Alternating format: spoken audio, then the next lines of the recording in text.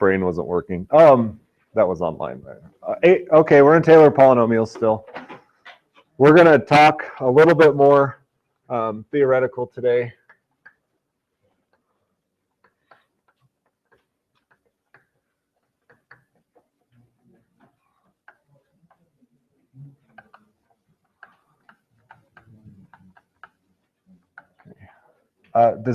When I write series notation, does that ring a bell for anybody? Okay. Does this ring a bell? We probably called it summation notation.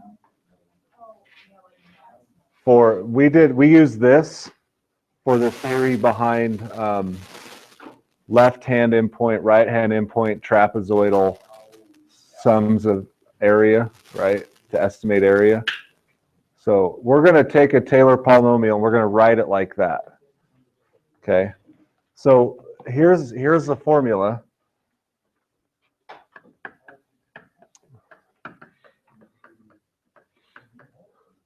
For a Taylor polynomial approximation.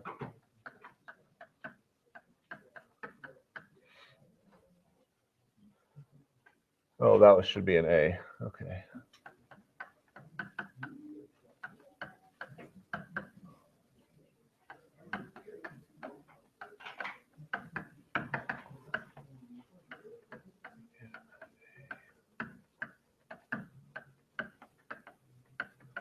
Okay, that's a Taylor polynomial, right? And we could say second degree would be 2, and we would end here, right? We could say go to the 10th degree, and you would think I was mean and evil because you would have to go all the way up 10 terms. That's what the n is, right? Plug in a 10. Okay. Is it fun to write this out this long? Thanks, John. Okay, we can also write it as a series. Okay, or a sum. Okay, because this means sum up. Remember, it sum up the rectangle areas. Remember that? Okay, so this we're just using it in polynomials now. Okay, you'll know more formally here in a couple weeks what a series actually is. But for now, okay, what does n start at?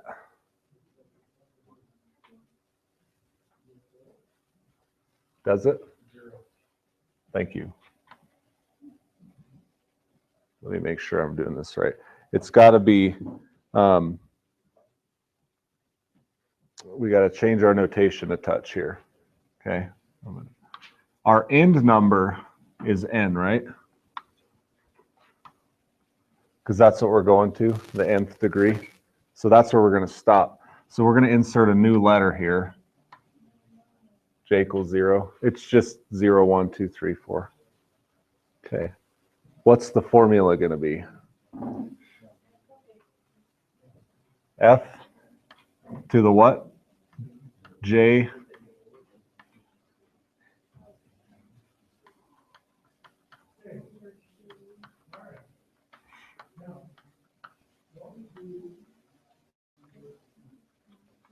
Okay. I think, yeah.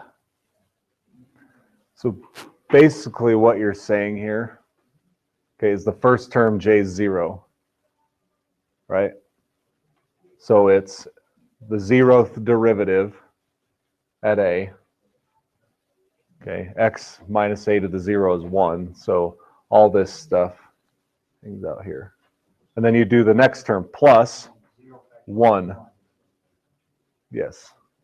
Okay, plug 1 in everywhere, and you get this one. Plus, now 2. Plug 2 in, you get the next term, right?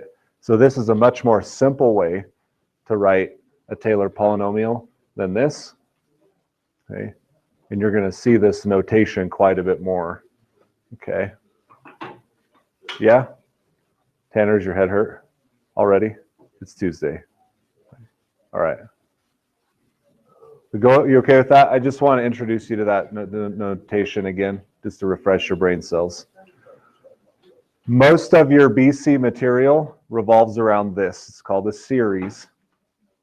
And the question you're going to be answering the rest of this class is, does that series converge or diverge? Okay, so does this sum go to infinity or negative infinity? That would be diverge, right?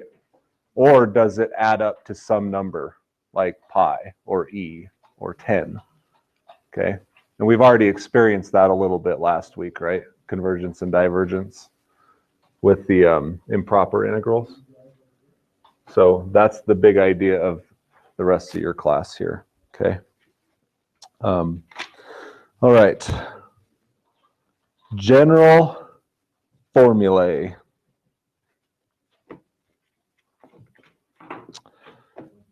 These can be a bit tricky to figure out sometimes, but we're going to give it a shot. We're going to find the Maclaurin polynomial for cosine x, okay, which is the Taylor polynomial 0, right? So,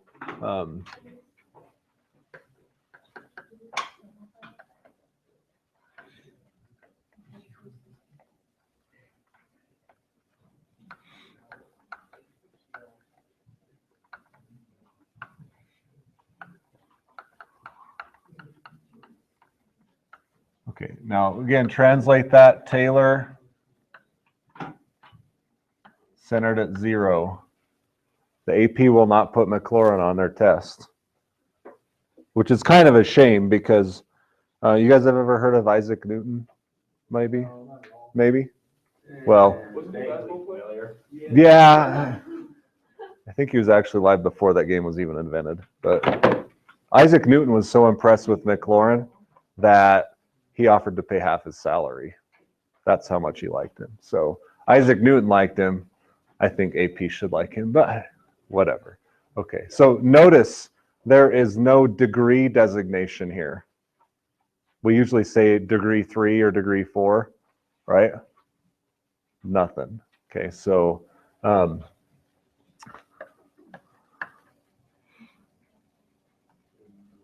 okay, that's the key there. If you don't see a degree designation, we're going to have to do something like this and figure that out for cosine x. Okay, and it's not just as simple as plugging it in, right? So let's just, the way I usually do these is just the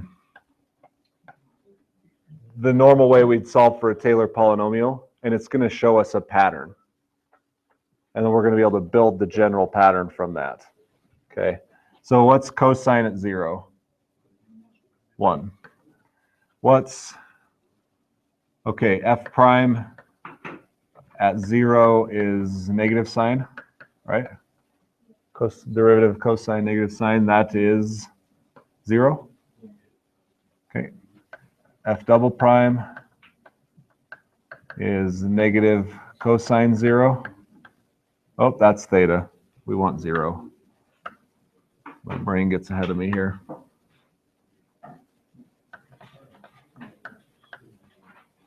Negative 1. What's the next one going to be?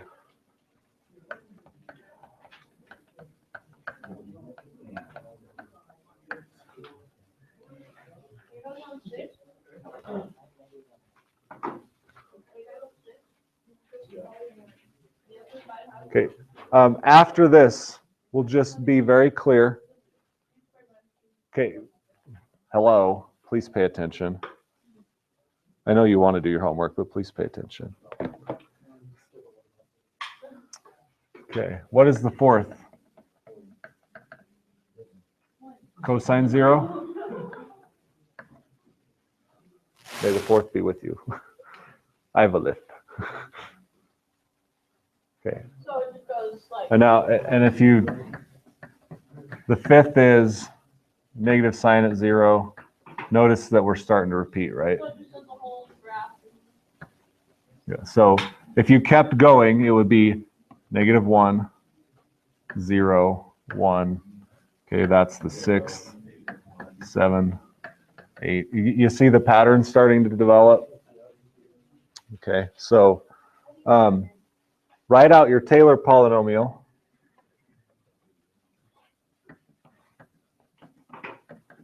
And this will help you kind of build a general formula for this cosine. Okay? So what's f at 0? We have 1. That's 0. The third term,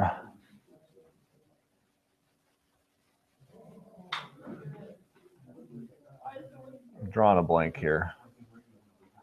1 over 3 factorial, right? So first term, second term, third term is 0, 1. This should be 2 factorial, huh? This is what happened first hour. I don't know it. It's not registering. Okay. Yes, this should be 2.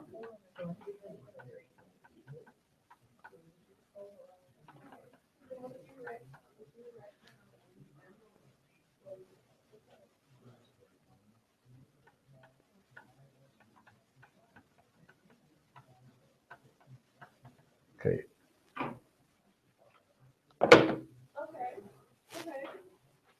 Let's write one more out.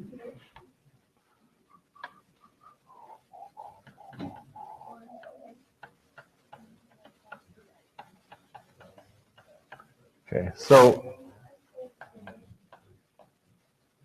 come on. Do we see a pattern developing?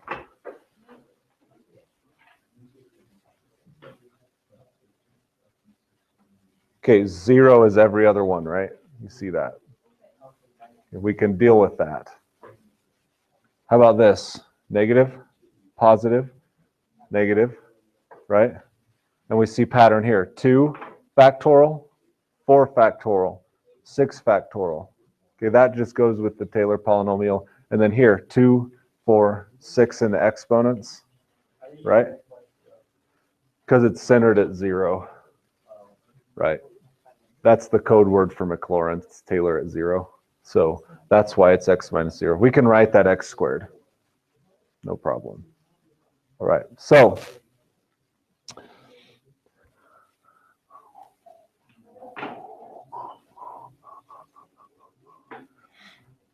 is there,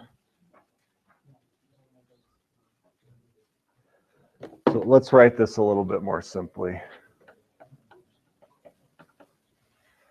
1, what the heck? Okay. Minus 1/2 x squared plus 1/4 x to the 4th minus 1 over 6 factorial x to the 6th. Okay. Is there a way I can write this as one statement? That's the question. Okay. And these are tough to come up with because you've never done this kind of thing before. Okay.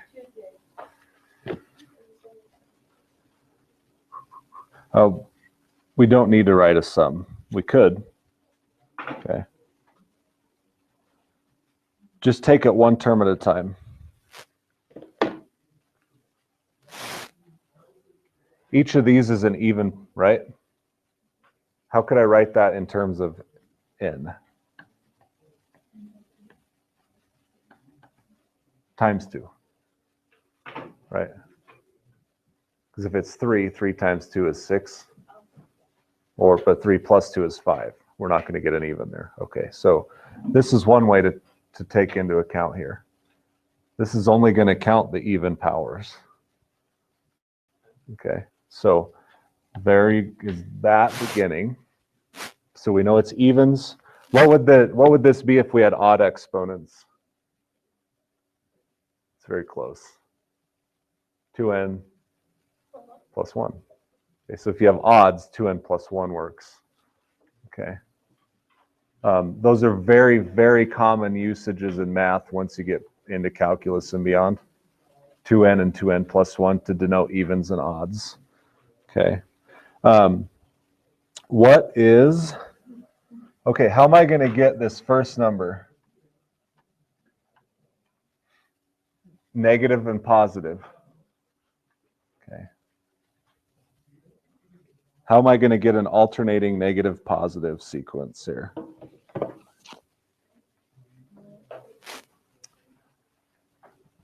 Try this.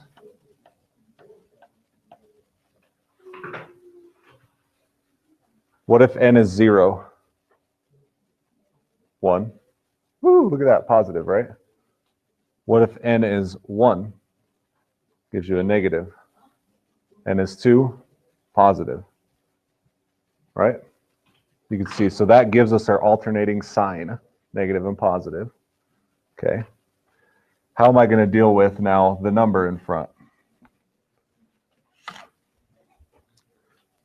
Okay, how do I get these numbers? This one's pretty straightforward. 1 over. That's what you said, right? Okay, yeah, don't forget the factorial. But that one, I mean, if you have 1, it's 1 over 2 factorial, and that's what we have here. 2, etc. Okay? And now, we got to deal with the exponent, right?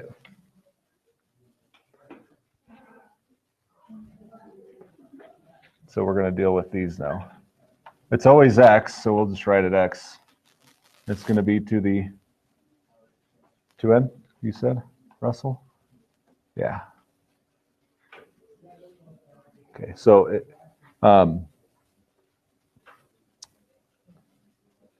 this would be the tail end of that polynomial, so we would actually insert it over here. But you can see how developing those general formulas, you could build an entire Taylor polynomial for cosine off of that with a series, right? The series from n equals 0 to whatever. There you go. Okay, so just that this is not probably going to show up anywhere, just a primer, give you an idea of what this is, okay?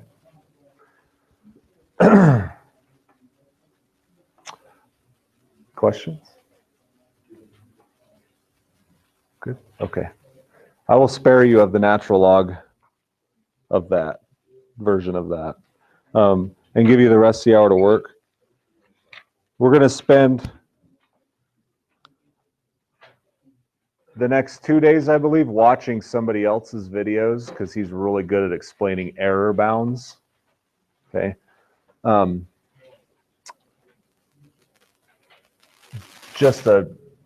I showed you the errors, right, on that little program. So if I have sine x and I'm going to estimate it with a polynomial, I might get something like that. The next 2 days is calculating how much error there is out here. Basically how far away these are from each other. Okay, that's the next 2 days. And it basically deals with, okay, if you cut your Taylor polynomial off at this 3rd term or 4th term, the remainder is the amount of error you have. That would be everything you haven't put in your Taylor polynomial. Does that make sense? Okay, so, but there's just some funny ways to deal with that, some fun ways, some easy ways actually to deal with it. I'm just not as well versed as Mr. Calculus Maximus, so we're going to watch his videos. All right, I stop. Okay, have fun. Let me know if you have any questions.